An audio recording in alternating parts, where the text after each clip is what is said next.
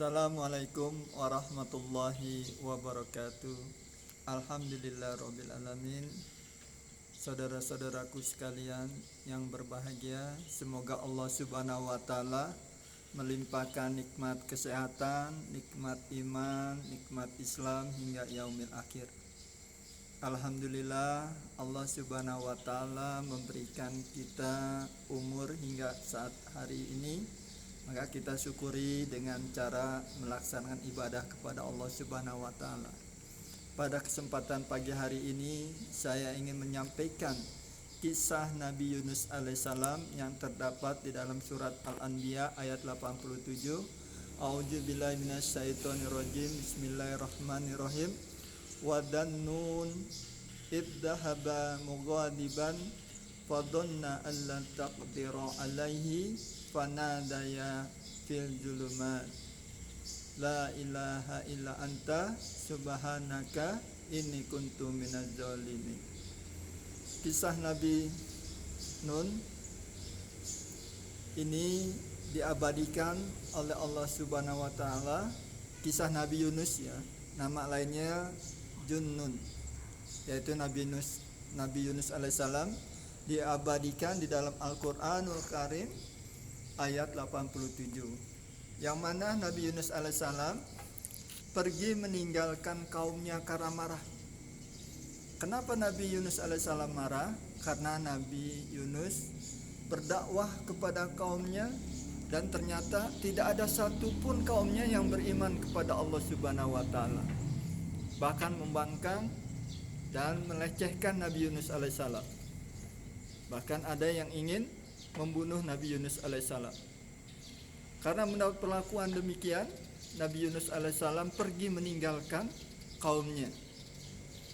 Nabi Yunus alaihissalam diceritakan di ayat ini menyangka bahwa Allah Subhanahu wa taala tidak akan menyulitkan Nabi Yunus alaihissalam.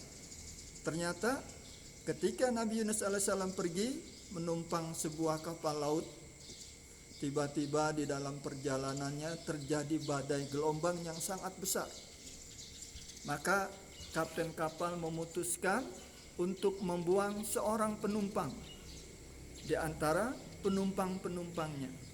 Maka diundilah oleh kapten kapal tersebut. Maka keluarlah nama Nabi Yunus alaihissalam.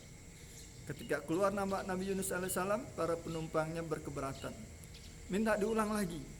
Kemudian diulang yang kedua kali, ternyata keluar Nabi Yunus alaihissalam. Maka penumpang yang lain minta digantikan lagi oleh orang lain. Ternyata yang ketiga Nabi Yunus alaihissalam sebagai yang akan dibuang dari kapal tersebut. Karena sudah 3 kali, maka akhirnya Nabi Yunus dilempar ke laut yang bergelombang besar. Apa yang terjadi, saudara-saudaraku sekalian? Nabi Yunus ditelan oleh ikan paus yang sangat besar sekali.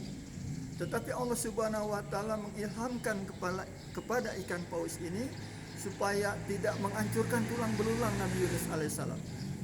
Maka Nabi Yunus alaihissalam ditelan hidup-hidup di dalam perut ikan paus. Nabi Yunus berada di dalam perut ikan paus selama 40 hari 40 malam dan tidak makan dan minum, hanya sedikit. Di dalam kegelapan, Nabi Yunus berdoa kepada Allah Subhanahu wa taala, berzikir kepada Allah Subhanahu wa taala karena menyadari kesalahannya. Yang biasa kita kenal dengan zikir dan nun, yaitu zikir Nabi Yunus alaihissalam, la ilaha illa anta subhanaka inni kuntu minaz zalimin. Karena Nabi Yunus sering berzikir, berdoa kepada Allah, maka Allah kabulkan permohonannya. Maka Allah keluarkan Nabi Yunus dari perut ikan paus. Apa yang terjadi, saudara-saudaraku? Kalau seandainya Nabi Yunus tidak berzikir kepada Allah, maka Nabi Yunus akan selamanya berada di dalam ikan paus hingga hari kiamat. Tapi karena berzikir kepada Allah Subhanahu wa taala, bermohon ampun kepada Allah Subhanahu wa taala, mengingat kepada Allah Subhanahu wa taala, maka Nabi Yunus diselamatkan oleh Allah Subhanahu wa taala dari perut ikan paus. Hikmah yang kita ambil dari kisah Nabi Yunus alaihissalam ini, yang pertama, senantiasa kita berzikir kepada Allah Subhanahu wa taala agar kita dikeluarkan dari kesulitan hidup. Apalagi di zaman sekarang, di musim pandemi corona ini, tidak lain dan tidak bukan kita berzikir kepada Allah Subhanahu wa taala. Banyak berzikir kepada Allah Subhanahu wa taala. Insya Allah mudah-mudahan Allah akan hindari kita dari penyebaran virus corona ini. Karena sebagaimana dicontohkan oleh Nabi Yunus alaihissalam, maka Allah selamatkan Nabi Yunus alaihissalam. Maka supaya kita selamat dari penyebaran virus corona ini, marilah saya mengajak kepada saudara-saudaraku sekalian untuk banyak-banyak berzikir kepada Allah, untuk banyak-banyak ingat kepada Allah.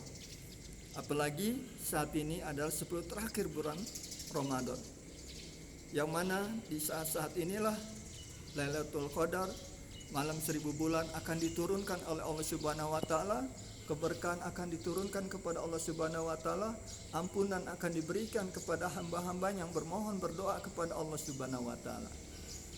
Marilah kita banyak-banyak berzikir kepada Allah Subhanahu wa taala, zikir dengan sebanyak-banyaknya.